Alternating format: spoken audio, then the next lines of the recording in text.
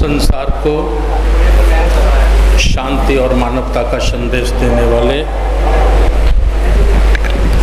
महाकारुणिक तथागत गौतम बुद्ध, बोधिसत्व परम पूजनीय बाबा साहेब डॉक्टर अंबेडकर जी मानव समाज में जन्मे सभी संत गुरुओं के चरणों में नमन करते हुए इस संगोष्ठी में उपस्थित पूज्य भंते करुणाकर जी, हमारे सम्मानित आदरणीय प्रोफेसर रतनलाल जी, इस कार्यक्रम के आयोजक आदरणीय गौरी प्रसाद उपासक साहब, doctor MP Singh ji, advocate Sujit सम्राट जी, सम्मानित सभी हमारे मिशनरी मीडिया के साथी, सम्मानित हमारे उपासक भाई, हमारी उपासकाएं बहनें, सभी को मेरा सादर नमो बुद्धाय, जय भीम। साथियों, मैं आगरा का रहने वाला हूं। मेरा नाम धर्म प्रकाश भारतीय बौद्ध है। मैं 1980 से वामसेफ के माध्यम से मान्यवर कांशीराम साहब के संपर्क में आ गया था। मेरे जीवन की कमाई ये थी कि कांशीराम साहब मुझे 10,000 की भीड़ में नाम से बुला लिया करते थे। ये मेरे जीवन की सबसे बड़ी कमाई थी। आदरणीय बहन कुमारी मायावती जी का भी बहुत बड़ा आशीर्वाद मेरे ऊपर रहा है। मैं उत्तर प्रदेश में 2 बार MLC रहा हूँ, 3 सरकारों में राज्य मंत्री का दर्जा रहा है, 10 बड़े बड़े राज्यों में बहुजन समाज पार्टी से प्रभारी के रूप में मुझे काम करने का मौका मिला है। ये साथियों मेरा परिचय है। 2 जुलाई 2003 से 2015 तक मैं MLC था। 2 जुलाई 2015 को अंतिम बार आदरणीय बहन जी के पैर छूकर उनसे मुक्त होकर और ये संकल्प लेकर के जब तक मेरे जिस्म में एक बूंद भी खून की है, मैं तब तक केवल और केवल बुद्ध धम्म का प्रचार प्रसार पूरे देश में करूंगा। ये करके राष्ट्रीय बौद्ध महासभा के माध्यम से हम लोग धम्म के काम में लगे हैं। प्रोफेसर साहब ने बहुत सारी बातें रखी। मैंने तो आज के प्रोग्राम के लिए गौरी प्रसाद उपासक साहब से निवेदन किया था कि आप 30-35 लोग केवल बुला लें। हम लोग डिस्कशन करेंगे, चर्चा करेंगे कि धम्म का काम संपूर्ण भारत में एक योजनाबद्ध तरीके से कैसे चलाया जाए। लेकिन उन्होंने और उनके साथियों ने 25-30 लोगों का प्रोग्राम न रखकर एक बहुत बड़ा प्रोग्राम कर दिया। इसके लिए मैं बहुत बहुत धन्यवाद देना चाहता हूँ। प्रोफेसर रतनलाल साहब भी अपना कीमती समय निकालकर आज हमारे बीच में आए, मैं उनका भी आभार व्यक्त करना चाहता हूँ। समस्या 5-6 बिंदुओं पे मैं आप लोगों के बीच में बात रखूँगा। मेरा संपूर्ण जीवन 35 वर्ष का जीवन राजनीतिक जीवन है, धार्मिक जीवन नहीं है। इसलिए धम्म का, बुद्ध का कोई बहुत बड़ा ज्ञान या तजुर्बा मुझे है, ऐसी मैं घोषणा नहीं करता हूँ। मेरा केवल और केवल सामाजिक और राजनीतिक तजुर्बा बड़ा है और उसमें भी संगठन का तजुर्बा मेरा बड़ा है, जो कि कांशीराम साहब ने भी और आदरणीय बहन जी ने भी मेरा इस्तेमाल हमेशा संगठन बनाने में किया है। इसलिए मुझे संगठन का तजुर्बा ज़्यादा है। बात शुरू होती है कि बुद्ध की खोज क्या थी। अभी हम बुद्ध पे बड़ी बात नहीं करना चाहते, बड़ी बात करेंगे तो लंबा समय उसमें लगेगा। बुद्ध की खोज क्या थी? बुद्ध के समय जो व्यवस्था थी, वर्ण व्यवस्था थी, असमानता थी, जातिवाद था। एक मजबूत व्यक्ति वर्ण व्यवस्था के आधार पर उच्च श्रेणी में घोषित किया हुआ व्यक्ति निम्न व्यक्तियों का शोषण करता था और इससे सिद्धार्थ गौतम बहुत विचलित रहते थे, बहुत परेशान रहते थे। उनका हृदय करुणामय था।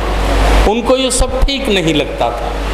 जब वो अपने गुरुओं से ये पूछते थे कि आखिर ऐसा क्यों है, एक ताकतवर व्यक्ति, एक व्यक्ति अपने को बड़ा कहता है, उच्च कहता है, दूसरे को नीच मानता है, उसका शोषण करता है, उसके ऊपर अन्याय अत्याचार करता है, आखिर ये ऐसा क्यों है?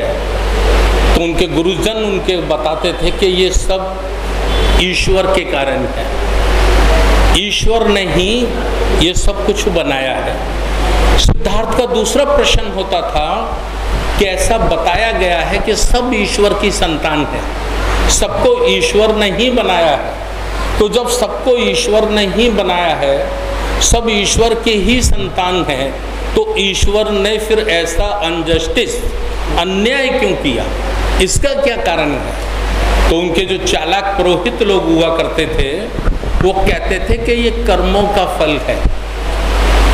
तो सिद्धार्थ कहते थे मैंने कई लोग ऐसे देखे हैं जिनके कर्म बहुत अच्छे हैं, लेकिन फिर भी उनको नीच श्रेणी का समझा जाता है, उनको उच्च श्रेणी का नहीं समझा जाता।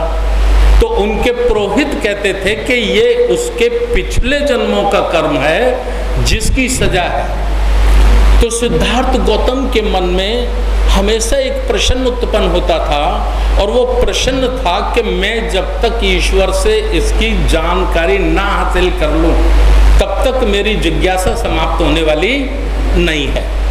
इसी बीच में रोहिणी नदी का झगड़ा होता है साक्य और कोली में, और उस झगड़े को लेकर सेनापति प्रस्ताव रखता है कि सदैव सदैव के लिए कोलियों को मिटा दिया जाए, युद्ध के माध्यम से उनको खत्म कर दिया जाए। और चूंकि सिद्धार्थ गौतम उस समय तक साक्य संघ के सदस्य बन चुके थे, जैसे आज होता है राज्यसभा में या विधान परिषद में या विधानसभा में, ठीक वैसा ही आप लोग समझ लें, वो बन गए थे, नामित सदस्य थे। तो उन्होंने उस सेनापति के विरोध में प्रस्ताव रखा।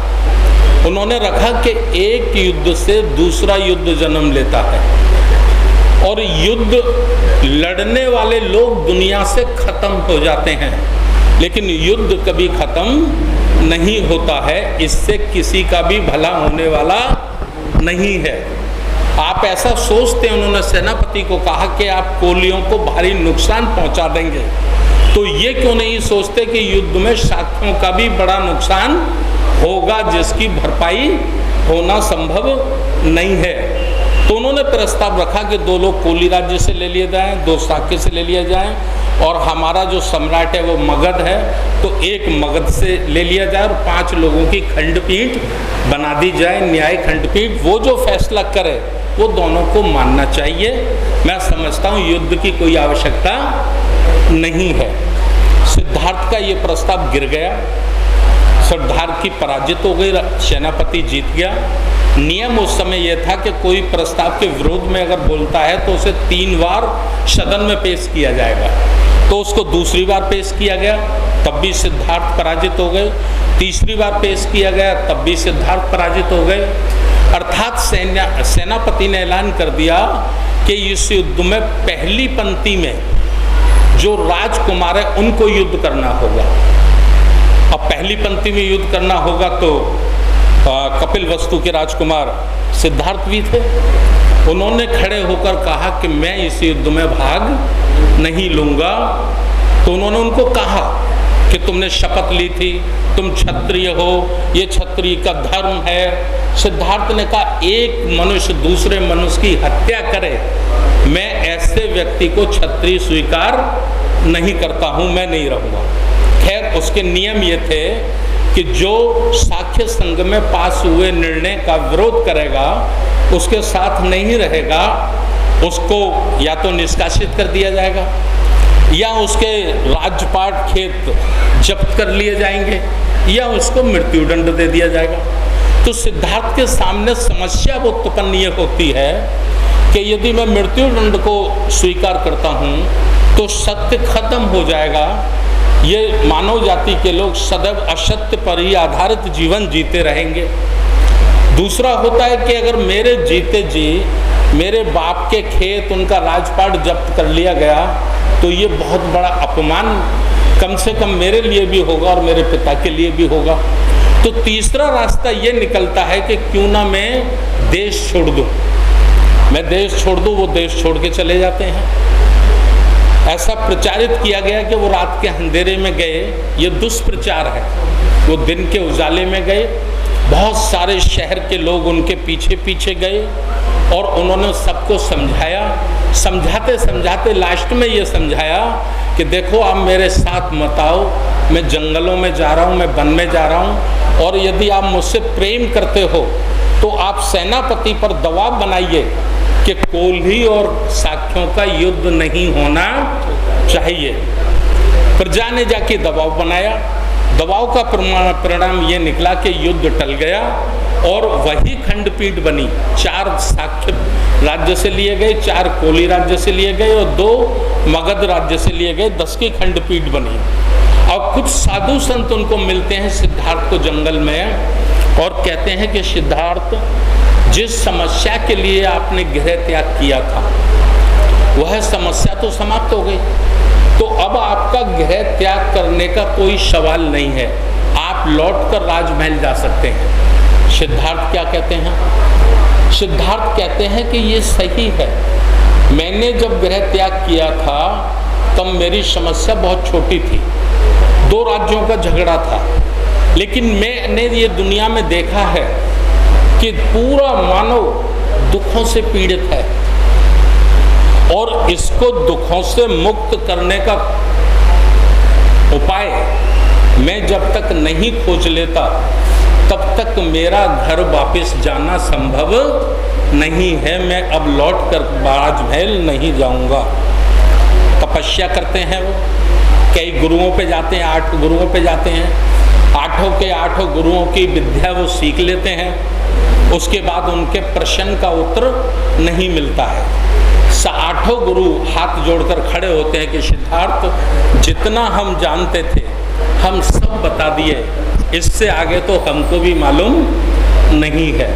तो उसके बाद फिर वो स्वयं तपस्या करते हैं, विपश्यना करते हैं और आज से 2565 वर्ष पूर्व बैसाखी की पूर्णिमा को उनको बोधि प्राप्त होती है। भैया बात मत करिए आपस में, प्रोफेसर साहब ने क्या कहा था, बहुत अर्जेंट हो तो बाहर जाके चाय पी लीजिए। उनको बोधि प्राप्त होती है। अब सवाल ये खड़ा होता है कि उनको जो बोधि प्राप्त होती है वो क्या प्राप्त होता है?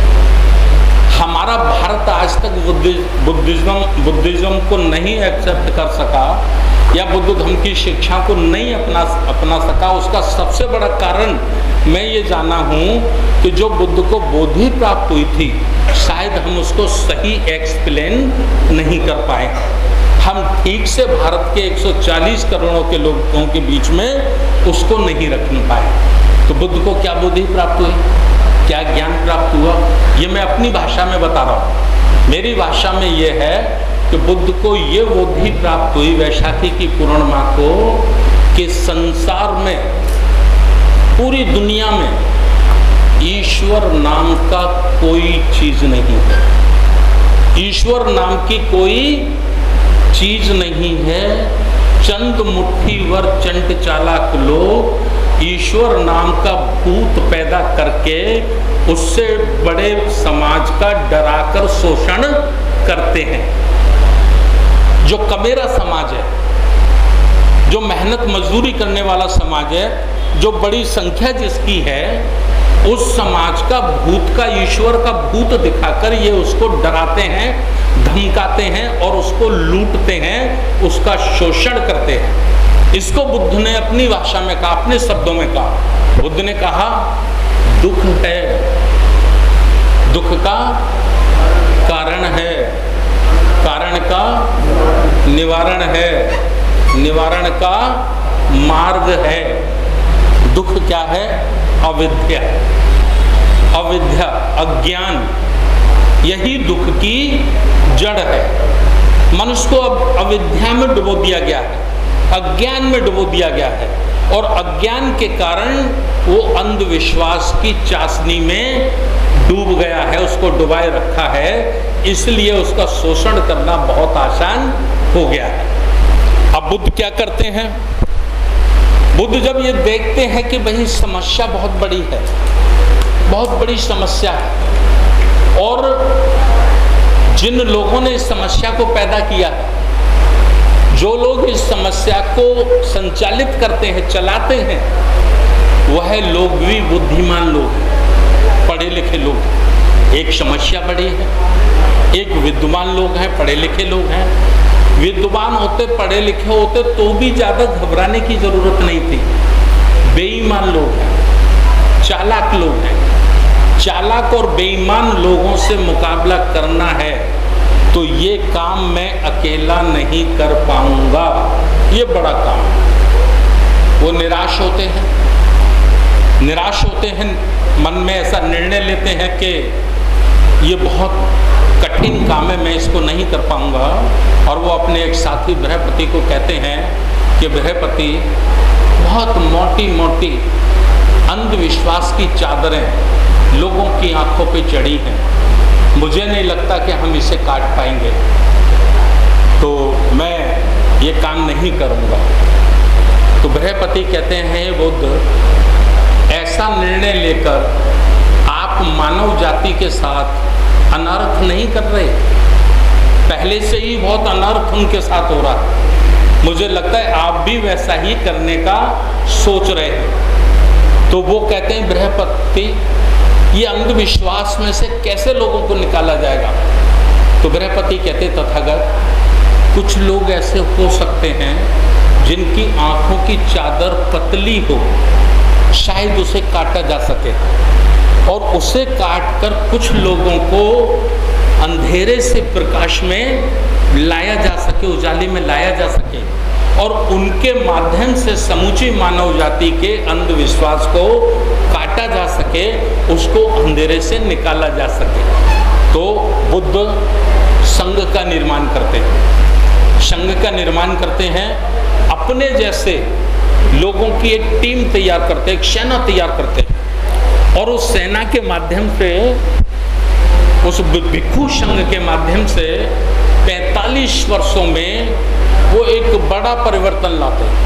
जैसा प्रोफेसर रतनलाल साहब आपको बताए, गौतम बुद्ध की जो क्रांति थी वो आध्यात्मिक नहीं थी, अर्थात वो पूजा पाठ की क्रांति नहीं थी। तो वो क्या क्रांति थी? बुद्ध की क्रांति, बुद्ध की क्रांति थी सामाजिक, आर्थिक, राजनीतिक परिवर्तन, अंधविश्वास को खत्म करना, अज्ञानता को खत्म करना, वर्ण व्यवस्था को, जातिवाद को खत्म करना, और समूचे मानव को एक जैसा निर्माण करना, ये बुद्ध की क्रांति थी। लेकिन 500 वर्ष के बाद उस भिक्षु संघ में प्रवेश शुरू हो गया। जब वो चंट चालाक लोग, पुरोहित वर्ग के लोग, जब उनकी रोजी रोटी खत्म हो गई, उनके ये अंधविश्वासी पाखंड समाप्त हो गया, तो उन्होंने ड्रेस बदल दी, चीवर बदल दिया। चीवर पहनकर वो भिक्षु संघ में प्रवेश पा गए, और भिक्षु संघ में प्रवेश पाकर उन्होंने धीरे धीरे धीरे धीरे करके बुद्ध के राजनीतिक, सामाजिक, आर्थिक आंदोलन को पूजा पाठ का आंदोलन बना दिया। दुनिया में बड़ा इलाज है, अगर किसी बड़ी से बड़ी क्रांति को खत्म करना है या उसको स्टॉपिश करना है, तो उसको अनुकरणीय से पूजनीय बना दो आप, वो बहुत आसानी से समाप्त हो जाएगी। ये बुद्ध के साथ हुआ। बुद्ध की क्रांति का प्रतिफल हुआ कि जिस शूद्र वर्ग को 2000 वर्ष तक शिक्षा, दीक्षा, राजपाट से वंचित किया गया था, वह शूद्र वर्ग पुनः फिर सत्ता में आया। सबसे पहले सम्राट बना पद्मानंद, जो नाई समाज से था, नाई समाज से था जो पद्मानंद। उसके बाद उनका भतीजा बना चंद्रगुप्त मौर्य। चंद्रगुप्त मौर्य के बाद बिंदुसार, बिंदुसार के बाद उनका पुत्र अशोक, जिसने बुद्ध धर्म की शिक्षा लेकर समूचे जम्मू द्वीप में बुद्ध के ज्ञान को पहुंचाने का काम किया। और वह व्यवस्था खत्म हो गई। समता, समानता, बंधुता पे आधारित समाज पुनः जो प्राचीन काल में जो हुआ करता था, सिंधु घाटी की सभ्यता के अनुसार जो जो हुआ करता था ऐसे समाज का निर्माण हो गया। लेकिन जो पुरोहित वर्ग था वो धीरे धीरे धीरे धीरे अंदर ही अंदर कॉन्फ्रेंसी करता रहा, साजिश करता रहा, और उस साजिश का नतीजा ये निकला कि उसने हमारे अंतिम सम्राट बृहदत्त की हत्या करने में कामयाबी पा ली। पुष्पमित्र शुंग को तैयार किया गया, तैयार कराकर उसको सेना में भर्ती कराया, और सेना में भर्ती कराकर उसको सेना के सबसे सर्वोच्च पद सेनापति तक पहुंचाया गया, और पहुंचाने के बाद सेना में घुसपैठ की गई। सेना में उन्होंने अपनी सोच के लोगों को बड़े बड़े पदों पर बिठाला, और उसके बाद निरीक्षण के मौके पर बड़ी प्लानिंग से बृहदत्त की हत्या कर दी गई। मेरा ऐसा मानना है कि ये बलपूर्वक नहीं, छलपूर्वक किया गया कृत्य है। बलपूर्वक नहीं किया गया, धोखे से किया गया, छल से किया गया। अब सवाल ये खड़ा होता है, ये जानने के लिए बाबा साहब डॉक्टर अम्बेडकर ने एक ग्रंथ लिखा, एक किताब लिखी है। उस किताब का नाम है क्रांति की प्रतिक्रांति। क्रांति की प्रतिक्रांति यदि हम पढ़ेंगे तो हम इसको बड़ा ठीक से समझ पाएंगे, जो मैंने अभी आप लोगों के बीच में बोला है। अब सवाल ये खड़ा होता है कि उन लोगों का जिन्होंने ऐसा कृत्य किया, जिन्होंने बृहदत्त की हत्या की, उन्होंने ये प्रचारित किया कि भाई पहले ऐसा होता था कि एक व्यक्ति छल कपट से या धोखे से या ज़्यादा ताकत पैदा करके एक राजा की हत्या कर देता था, या उसको कैदी बना लेता था और उसका राजपाट कब्जा लेता था। ऐसी परंपराएं उस समय चलती थी। हमने मान लिया एक मिनट ऐसी चलती थी, लेकिन राजा से राजा बदलता था, राज्य से राज्य बदलता था, प्रजा के ऊपर किसी भी प्रकार की कोई परेशानी नहीं आती थी। प्रजा जैसे पहले रहती थी वैसे ही रहती थी। लेकिन यहाँ ऐसा नहीं हुआ। पुष्पमित्र शुंग ने पाटलिपुत्र को छोड़कर साकेत नगरी को, जो वर्तमान में अयोध्या है, उसको जब उसने अपनी राजधानी बनाया तो वहाँ उसने सबसे पहला कानून पास किया, ऐलान किया कि बुद्ध धर्म का समूचे रूप से खत्म करना है, विनाश करना है। ये नहीं, जड़ मूल से खत्म करना है। जड़ मूल से खत्म करना है तो अर्थात उसके जो धर्म के प्रचारक उस समय के थे, जो प्रचारक व्यवस्था थी, वो भिक्षु संघ था, भिक्षु होते थे। तो उन्होंने एक भिक्षु का सर कत्ल करने के लिए 100 सोने के दीनार देना इनाम घोषित कर दिया। बहुत सारे भिक्षु कत्ल हो गए, बहुत सारे भिक्षु पलायन कर गए। कोई जापान चला गया, कोई थाईलैंड चला गया, कोई चाइना चला गया। उन्होंने जहाँ जहाँ चले गए वहाँ बुद्ध की शिक्षाओं को बहुत बड़े पैमाने पर मजबूत कर दिया, और भारत में प्राय बुद्ध धर्म को समाप्त कर दिया गया। इसमें क्रांति के माध्यम से मैं ये कहना चाहता हूँ कि शुंग, पुष्पमित्र शुंग की जो क्रांति थी वो राजनीतिक क्रांति नहीं थी, वो राजनीतिक क्रांति नहीं थी, वो सांस्कृतिक क्रांति थी। सांस्कृतिक क्रांति थी अर्थात धार्मिक क्रांति थी। क्योंकि राजनीतिक क्रांति थी तो भिक्षुओं का कत्ल करने का कोई प्रश्न खड़ा नहीं होता था। बुद्ध धर्म से संबंधित जितने साहित्य थे उनको मिटाने का, बुद्ध विहारों को नैस्ताभूत कर देने का कोई प्रश्न पैदा नहीं होता था। तो ये जो ब्राह्मण संस्कृति थी, जिस ब्राह्मण संस्कृति के आधार पर उन्होंने हजारों वर्ष तक मनुष्य का शोषण किया, उसी ब्राह्मण संस्कृति को उन्होंने पुनः स्थापित किया पुष्पमित्र शुंग के माध्यम से। तो आज हम लोग देश में देखते हैं, आज मैं दूसरा सवाल खड़ा करता हूँ। मेरा दूसरा सवाल है कि भारत में बुद्ध का जन्म हुआ, भारत में बुद्ध को बुद्धि प्राप्त हुई, 45 वर्ष का जीवन बुद्ध का भारत में लगा, लेकिन भारत में ही बुद्ध का धम्म कामयाब नहीं होता। जहाँ कभी बुद्ध नहीं गए। जापान, थाईलैंड, बर्मा, श्रीलंका, वहाँ बुद्ध का धम्म कामयाब है, वहाँ उनकी शिक्षाएं सफल हैं। लेकिन भारत में बुद्ध की शिक्षाएं सफल नहीं है। तो अब प्रश्न ये खड़ा होता है कि शिक्षा सफल नहीं है या शिक्षा सफल नहीं होने दी जाती है।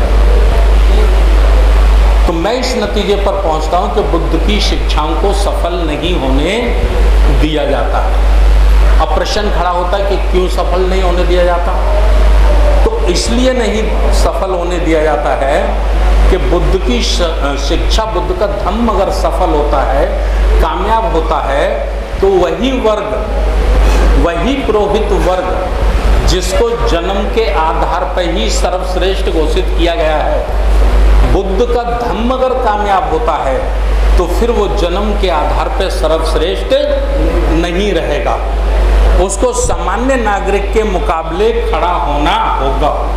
अगर वो ज्ञानी होगा, तपस्वी होगा, चरित्रवान होगा, नैतिक होगा, तो ही उसको समाज में सम्मान मिलेगा, अर्थात उसको समाज में सम्मान नहीं मिलेगा। इसलिए वो बुद्ध की शिक्षाओं को कामयाब नहीं होने देना चाहता है, क्योंकि वो अपनी श्रेष्ठता को कर्म के आधार पर, तप और तपस्या के आधार पर नहीं, बल्कि जन्म के आधार पर ही उसे बनाए रखना चाहता है। और वो तभी संभव है जब उसकी संस्कृति कामयाब हो, उसका धर्म कामयाब हो, ये तभी सफल हो सकता है। तो इस तरह से वो लोग लगे हैं। दूसरा सवाल आता है कि जो वो लोग हैं, क्या वो असंगठित हैं या संगठित हैं। वर्तमान भारत की मैं बात कर रहा हूँ, वर्तमान समय की। तो आज हम संपूर्ण भारत का जब सर्वे करते हैं या उसका निरीक्षण करते हैं, तो हम इस नतीजे पर पहुँचते हैं कि वह वर्ग आज बड़े पैमाने पर संगठित है और उसका एक संघ है जिसका नाम है आरएसएस। बुद्ध ने जब उस व्यवस्था को खत्म किया था, तब हमारे पास संघ था जिसका नाम था भिक्षु संघ। आज हमारे पास भिक्षु तो हैं, लेकिन भिक्षु संघ नहीं है। भिक्षु तो हैं, लेकिन भिक्षुओं का कोई कारगर संघ हमारे पास नहीं है। हम आज असंगठित हैं और वह लोग आज संगठित हैं। ये मूल बदलाव आज की दृष्टिकोण में है। दूसरा, उस संगठन की ताकत क्या है।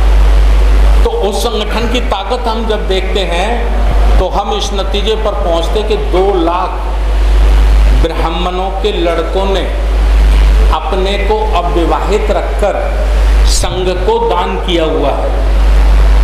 उन्होंने आरएसएस को समर्पित किया है हिंदू राष्ट्र बनाने के लिए, अर्थात पुनः भारत को ब्राह्मण संस्कृति, मनु संस्कृति का राष्ट्र घोषित करने के लिए।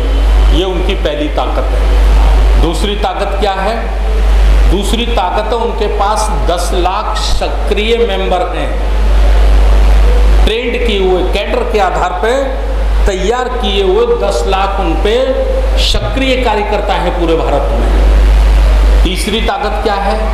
तीसरी ताकत है उनके पास 50 लाख पूरे देश में आरएसएस के मेंबर हैं। चौथी ताकत क्या है। चौथी ताकत है उनके साथ इस देश का 100% मीडिया है, चाहे इलेक्ट्रॉनिक मीडिया, चाहे आपका प्रिंट मीडिया, सारा का सारा मीडिया आरएसएस की विचारधारा का प्रचार प्रसार करता है, उनकी आइडियोलॉजी को वो सपोर्ट करता है। पांचवी ताकत क्या है। पांचवी ताकत है इस देश का उद्योगपति। इस देश का जो उद्योगपति है, टाटा, बिरला, अडानी, अंबानी जैसे लोग, वो अपनी इनकम का 10% भाग संघ को दान करते हैं पुनः इस देश में मनुस्मृति लाने के लिए। छठवीं ताकत क्या है। छठवीं ताकत है हम जैसे हमारा जो बहुजन समाज है, जिसकी संख्या लगभग देश में 100 करोड़ है, वो 100 करोड़ लोग लाखों करोड़ों रुपया मंदिरों में चढ़ाते हैं और वो चढ़ावा, हमारा धन हमारे खिलाफ ही इस्तेमाल होता है। आपने जी न्यूज़ पे एक बार देखा होगा कि 4 मंदिरों की एक वर्ष की इनकम भारत के खजाने से ज़्यादा है। तो 5 लाख मंदिर है, ये तो 4 लाख मंदिर की रिपोर्ट है, तो 5 लाख मंदिर पे कितना रुपया होगा, ये उनकी ताकत है। 7वीं ताकत क्या है? 7वीं ताकत है, हम कहते हैं संविधान। संविधान बाबा साहब डॉक्टर अम्बेडकर ने लिखा। संविधान में हमको पावर दिया गया है, लेकिन संविधान का जो पावर है, वो संविधान पे जो पावर ताकत देने वाली स्थान है, पोस्ट है, पद हैं, उन सारे पदों पर आज आरएसएस के लोगों का कब्जा है। मुझे कोई संकोच नहीं है कहने में कि चपरासी से लेकर अधिकारी तक और झाड़ू से लेकर जुडिशियरी तक, गांव के सरपंच से लेकर राष्ट्रपति भवन तक, उन्होंने चारों तरफ से संपूर्ण शक्तियों को अपने पोजीशन में ले लिया है, अपने कब्जे में ले लिया है। देखिए, मैं मान्यवर काशीराम साहब का शिष्य हूँ। मान्यवर काशीराम साहब कहते थे, जिस समाज को दुश्मन और दोस्त की पहचान नहीं होती है, क्या कहते थे मान्यवर काशीराम साहब? काशीराम साहब कहते थे, जिस समाज को दोस्त और दुश्मन की पहचान नहीं होती है, वह समाज कभी कामयाब आंदोलन नहीं चला सकता। अगर कामयाब आंदोलन चलाना है तो दोस्त और दुश्मन की पहचान करना अत्यंत आवश्यक है। बिना उसके हम सफल आंदोलन नहीं चला सकते। ये मैंने आपको बताया। अब हम अपने पे नज़र डालते हैं। हम अपने पे नज़र डालते हैं, हम कहाँ खड़े हैं। इस देश का शेड्यूल कास्ट, इस देश का शेड्यूल ट्राइब, इस देश का ओबीसी, जिसकी संख्या लगभग 100 करोड़ है, जो भारत की आबादी का लगभग 100 करोड़ है। और ये मैं चैलेंज करके कह रहा हूँ, ये ना कभी हिंदू था, ना हिंदू है, और ना ही दुनिया का कोई ग्रंथ, कोई शंकराचार्य ने हिंदू साबित कर सकता है। ये हिंदू नहीं है। बाबा साहब डॉक्टर अम्बेडकर ने कहा, हिंदू कोई धर्म नहीं है, हिंदू एक राजनीति है। एक राजनीति है बहुजन समाज को सदैव सदैव गुलाम बनाए रखने की योजना, ये है। तो ये इसमें आज हम किस स्थिति पे खड़े हैं, मैं आपको 24 सितंबर 1932 की घटना से जोड़ते हुए अपनी बात को आगे बढ़ाता हूँ। 24 सितंबर 1932 को जब पूना पैक्ट पे बाबा साहब दस्तखत करते हैं तो बड़े दुखी होते हैं, बहुत दुखी होते हैं, और ऐसा कहते हैं कि 10 इंजीनियर, 10 डॉक्टर, 10 वकील अगर आज मेरी समाज में आज होते तो एक गांधी तो छोड़ो, 100 गांधी भी मर जाते तो भी मैं समझौता करने वाला नहीं था। लेकिन आज क्या हमारे सामने वो समस्या है जो 1932 में बाबा साहब के सामने थी, वो समस्या आज तो नहीं है। आज तो सैकड़ों की संख्या में आईएएस हमारे पास है, सैकड़ों की संख्या में आईपीएस हमारे पास है, लाखों की संख्या में वकील, डॉक्टर, इंजीनियर हमारे पास है कि नहीं? लोग कहते हैं, बाबा साहब कहते हैं कि शिक्षा ऐसा शेरनी का दूध है, जो पिएगा वो दहाड़ेगा। मैं भी मानता हूँ शिक्षा एक ऐसा दूध है, लेकिन क्या आज ये कथन साबित हो रहा है? आज क्या ये सत्य की कसौटी पर उतर रहा है? ये अध्ययन करने की जरूरत है। अगर बाबा साहब डॉक्टर अम्बेडकर की औलादें अध्ययन नहीं करेंगी तो कौन करेगा? उनको तो करना ही होगा, बाबा साहब की औलादों को तो अध्ययन करना ही होगा। हमारा जितना बड़ा शिक्षित, हम शिक्षित का मानक क्या रखते हैं? मानक माने हम, मैं छोटा सा मानक रख लेता हूँ भाई, जो जिसने आईएएस का कंपटीशन पास कर लिया वो हमारा बड़ा शिक्षक हो गया, जिसने आईपीएस का कर लिया वो हमारे दूसरे नंबर का शिक्षक हो गया, जो डॉक्टर बन गया, इंजीनियर बन गया, प्रोफेसर बन गया, वो हमारे तीसरे चौथे नंबर का शिक्षक हो गया। मैं भी जिन्होंने इंटर बीए पास कर लिया उनकी बातें नहीं कर रहा, मैं उनकी बातें कर रहा हूँ जिन्होंने डिग्रियां ली हैं। अब सवाल खड़ा होता है कि सबसे बड़ा शिक्षक हमारा आईएएस और आईपीएस हुआ ना? अब अध्ययन करिए आप, वो दहाड़ता है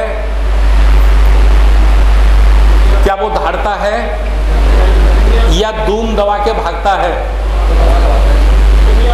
मैं समझता हूँ ये जूता गांठने वाला दहाड़ता देखा है मैंने, लेकिन IAS और IPS को दहाड़ते नहीं देखा। ये मैं बड़े कड़वा सच बोल रहा हूँ आपसे, बुरा मत मानिएगा मेरी बात को। बाबा साहब जिस कारवा को आगे लाए थे और जो उन्होंने कहा था कि अगर आगे ना ले जा सको तो कम से कम पीछे मत जाने देना, अध्ययन करिए हम आगे ले जा रहे हैं कि पीछे जाने दे रहे हैं या रोके हुए हैं। आगे हम नहीं ले जा रहे, सोचा ही नहीं हमने कभी आगे ले जाने के लिए, और ना हम वहीं रोक पा रहे हैं, बल्कि वो दिन प्रतिदिन बड़ी तेजी से पीछे की ओर जा रहा है। कब जा रहा है? जब लाखों की संख्या में लोग पढ़े लिखे इंजीनियर, डॉक्टर, वकील हमारी समाज में मौजूद है। ये बात मैं इसलिए कह रहा हूँ, इसका कहने का मतलब ये नहीं हमको शिक्षा ग्रहण नहीं करनी चाहिए, लेकिन शिक्षा दो प्रकार की होती है। एक शिक्षा होती है जिससे नौकर बनते हैं, नौकरी मिलती है, और एक शिक्षा होती है जिससे इंसान बनते हैं, इंसान बनने की शिक्षा होती है।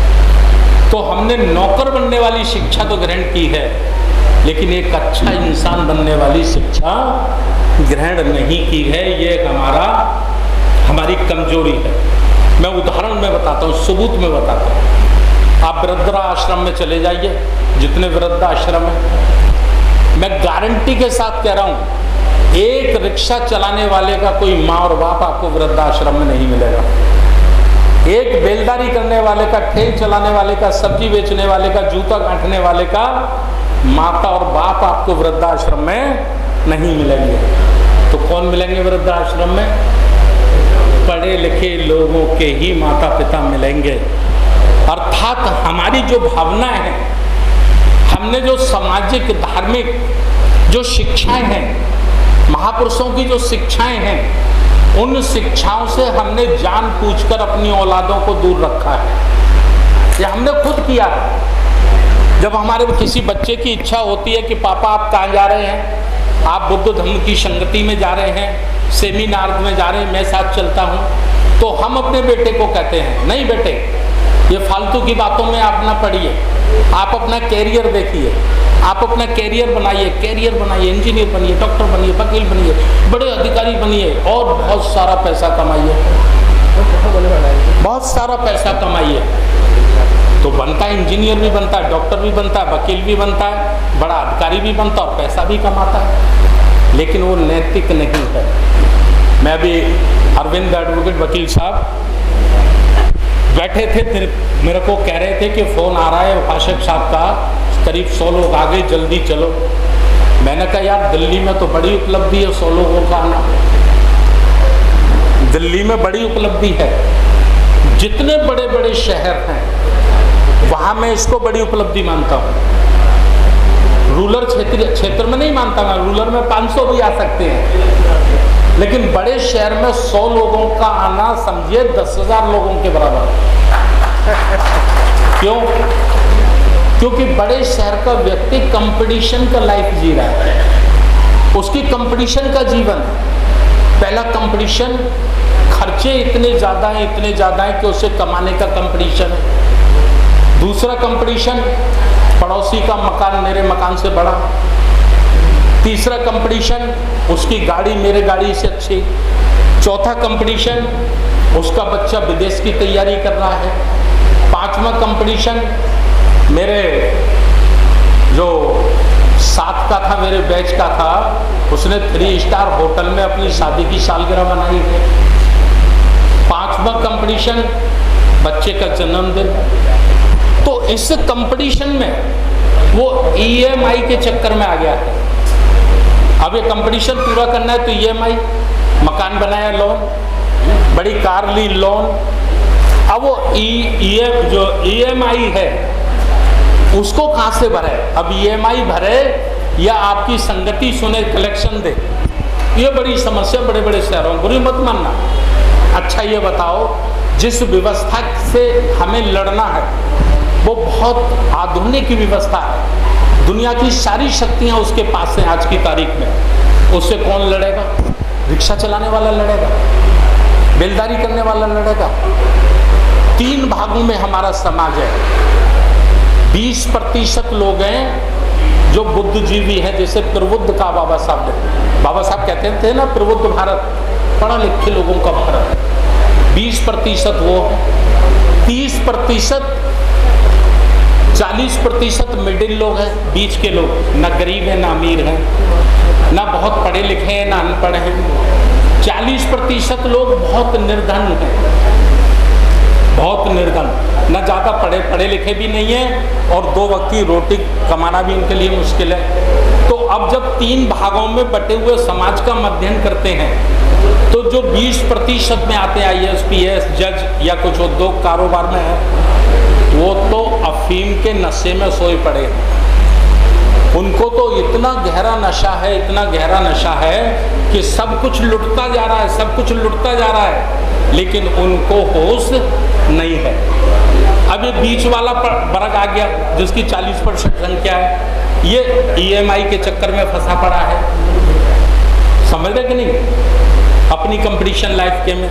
और जो 40% नीचे वाला है, उस बेचारे को होश नहीं है, दिन भर बेलदारी करके रिक्शा चला के मेहनत करता है, शाम को एक पौवा लगाता है और सो जाता है, जो भगवान करेगा सो होगा।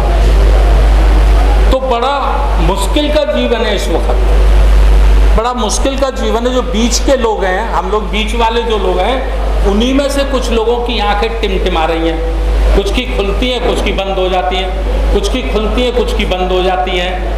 अब सोचते हैं कि भाई सब कुछ लुट रहा है, संविधान पे चोट हो रही है, लोकतंत्र खतरे में है, रिजर्वेशन खत्म हो गया, सबका निजीकरण हो रहा है। ये सब हम अपने घर बैठे बैठे सोचते हैं, या व्हाट्सएप पे चलते हैं, या फेसबुक पे चलते हैं।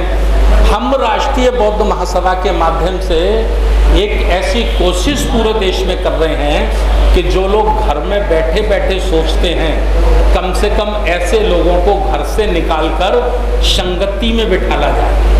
एक साथ बैठे, बुद्ध ने कहा है, जहाँ 5 बुद्धिजीवी लोग बैठेंगे, संगति करेंगे, संसार में कोई समस्या नहीं बनी जिसका समाधान ना हो सके। तो उनको बिठाना, उनको हमें संगठित करना है। और प्लानिंग से इसके लिए क्या चाहिए, मैं आपको अब अपनी बात को समाप्ति की ओर ले जा रहा हूँ, 5 मिनट में ख़त्म कर दूँगा। हमारी लड़ाई राजनीतिक लड़ाई नहीं है। यदि हम ऐसा समझते हैं तो हम बड़ी भूल में हैं, बड़ी गलती में हैं। हमारी लड़ाई सीधी लड़ाई सांस्कृतिक लड़ाई है। ब्राह्मण संस्कृति या श्रमण संस्कृति, जिस श्रमण संस्कृति का बाबा तथागत बुद्ध ने निर्माण किया है, वो संस्कृति हमको बीच के काल में कह सकते हैं मनुवाद या अम्बेडकरवाद या मनुवाद। ब्राह्मण संस्कृति का नया नाम है हिंदू संस्कृति। हिंदू संस्कृति में आपको बता रहा हूँ, अयोध्या में जब राम मंदिर का शिलान्यास हुआ तो मंच पे 4 लोग थे, मैं डायरेक्ट देख रहा था। 4 लोग थे, मोहन भागवत, नरेंद्र मोदी, आनंदीबेन और योगी जी। एक मोहन भागवत की एक भाषण की 2 लाइन में आपको याद करा रहा हूँ। मोहन भागवत कहते हैं कि आज राम मंदिर का शिलान्यास नहीं हुआ है। जितने साथियों ने देखा, आज राम मंदिर का शिलान्यास नहीं हुआ, आज हिंदू राष्ट्र की नींव रखी गई है। ये शब्दों को देखिए, शब्दों में कितना फर्क है। हिंदू राष्ट्र की नींव रखी गई है। और बाबा साहब क्या कहते हैं? बाबा साहब कहते हैं अपना सब कुछ मिटाकर भी कभी इस देश को हिंदू राष्ट्र मत बनने देना। ये बाबा साहब कहते हैं ना। तो इसकी तैयारी हमको करनी है, अर्थात हमको समाज को तैयार करना है, 100 करोड़ लोगों को तैयार करना है। और वो कैसे कर पाएंगे? उसके लिए सिस्टम चाहिए। सिस्टम माने एक जिले में 5 लोग कैडर के आधार पर तैयार किए गए लोग, एक तहसील में 5 लोग, एक वार्ड में 5 लोग, एक मोहल्ले में 5 लोग। ये सेना बनानी पड़ेगी हमें। एक स्टेट में 5 लोग, ये सेना बनानी पड़ेगी और उसको पूरी ट्रेनिंग देनी पड़ेगी, उसको बिल्कुल प्रशिक्षित करना पड़ेगा। प्रशिक्षण से मैं एक उदाहरण आपको देता हूँ। आपने सुना होगा कोरेगांव, 500 महार सैनिकों ने 28,000 पेशवाओं को पराजित किया। क्यों किया? संख्या तो उनकी ज़्यादा थी, घोड़े तलवार तो उन पे ज़्यादा थे, लेकिन 500 ने कैसे कर दिया? क्योंकि वो 500 प्रशिक्षित थे और उनके मन में आग थी हजारों वर्षों का बदला पूरा करने की। इस किस्म की हमको सेना तैयार करनी होगी। तो वो सेना तैयार करने के लिए आज हम हमारे पहले से देख रहे हैं बाबूजी हरिबाबू बौद्ध जी बहुत समय से चले गए क्या? वो इधर काम कर रहे हैं, राष्ट्रीय बौद्ध महासभा का देख रहे हैं। तो इसके लिए भी हम 5-6 लोगों की टीम यहाँ बनाना चाहते हैं। 5-6 लोगों की टीम हम बनाना चाहते हैं। सबको पता लग जाए कौन काम करे। हाँ, आप लोग उनको सहयोग करेंगे। योगेश गौतम जी हमारे पहले से ही राष्ट्रीय सचिव हैं, दिल्ली के प्रभारी हैं, युवा हैं। कहाँ योगेश गौतम जी किधर है? 30-32 वर्ष की उनकी उम्र है। दूसरे हमारे माननीय भोज प्रकाश जी हैं। भोज प्रकाश जी हैं क्या इधर? व्यवस्था में लगे हुए, कोई बात नहीं। ये अध्यक्ष के रूप में आपके बीच में काम करेंगे। दूसरे हैं हमारे माननीय देशराज आनंद जी। देशराज आनंद साहब, ये उपाध्यक्ष के रूप में काम करेंगे। तीसरे हैं हमारे मांगेराम प्रेमी जी, ये हमारे महासचिव के रूप में दिल्ली में काम करेंगे। महेश्वर सिंह जी हैं हमारे, महेश्वर सिंह जी संगठन सचिव रहेंगे। ओम प्रकाश जी हमारे सचिव रहेंगे। और हमारी बहन निशा आनंद जी, ये महिला विंग की प्रदेश की दिल्ली की अध्यक्ष रहेंगी। चली गई क्या? तरुण देव जी हमारे ये सचिव रहेंगे। तरुण देव जी, तो ये टीम हम लोग तैयार कर रहे हैं। और चूंकि हमारा संघर्ष सीधा आरएसएस से, आरएसएस जो चाहता है वो हम नहीं चाहते हैं। बड़े छोटे शब्दों में समझ लीजिए। और जो हम चाहते हैं वह आरएसएस नहीं चाहता है। हम चाहते हैं ये देश भारत रहे, धर्मनिरपेक्ष रहे। हम चाहते हैं हमारा देश लोकतांत्रिक आज़ाद रहे। हम चाहते हैं बाबा साहब डॉक्टर अम्बेडकर का संविधान मजबूत और कायम रहना चाहिए। और वह लोग यही सब कुछ नहीं चाहते हैं। तो उसका कड़ा विरोध करने के लिए, मुंह तोड़ जवाब देने के लिए हमें समाज को बिल्कुल डिफेंस की तरह तैयार करना होगा। एक उदाहरण से मैं समझा देता हूँ। 2000 में अटल बिहारी वाजपेयी ने एक आयोग बनाया था जब वो प्रधानमंत्री थे, और उस आयोग का नाम रखा गया था संविधान समीक्षा आयोग। तो कांशीराम साहब ने कहा था कि समीक्षा इस बात की होनी चाहिए कि अब तक जो सरकारें बनी है उन्होंने संविधान पर काम किया कि नहीं किया। संविधान की समीक्षा नहीं होनी चाहिए।